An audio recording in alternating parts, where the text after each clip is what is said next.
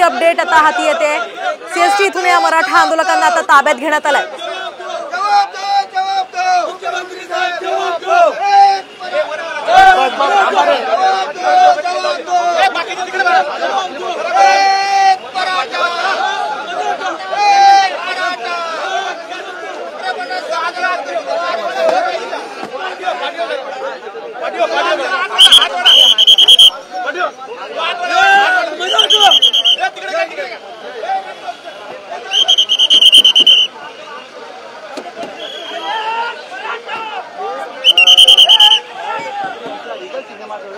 आपण पाहतोय मराठा आंदोलक मराठा क्रांती ठोक मोर्चाचे रमेश केरे पाटील यांना आता पोलिसांनी ताब्यात घेतलेले। तर गेल्या काही दिवसांपासून ते आंदोलन करत होते।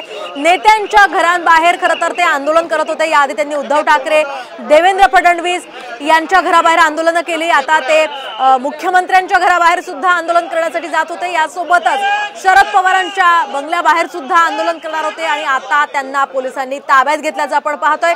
या सगळ्या पार्श्वभूमीवर आता मराठा समाज आणखी आक्रमक होऊ शकतो, कारण आरक्षणाच्या मागणीसाठी सध्या महाराष्ट्रामध्ये वातावरण चांगलंच तापलेलं आहे आणि अशातच मराठा क्रांती ठोक मोर्चाच्या आंदोलकांना ताब्यात घेण्यात बंगल्याबाहेर देखील आंदोलन करण्याचा प्रयत्न केला, मात्र त्यांना पोलिसांनी अडवलं। आज मुख्यमंत्री एकनाथ शिंदे यांच्या वर्षा बंगल्याबाहेर आंदोलन करण्याचा निर्धार रमेश केरे पाटील यांनी बोलून दाखवला होता। सुरुवातीला पोलिसांनी त्यांना नोटीस बजावली होती, मात्र त्यांचं आंदोलन थांबत नसल्याचं बघून अखेर पोलिसांनी इथे बंदोबस्त लावला होता आणि जसे रमेश केरे पाटील इथे आले त्यांच्या कार्यकर्त्यांसह त्यांना ताब्यात घेण्यात आलं। सध्या त्यांना पोलिसांनी ताब्यात घेतलेलं, त्यांना इथून आझाद मैदान एकूणच आपण पाहतो रमेश केरे पाटील यांच्यासह काही आंदोलक आता ताब्यात घेतल्याचं आपण पाहू शकतो।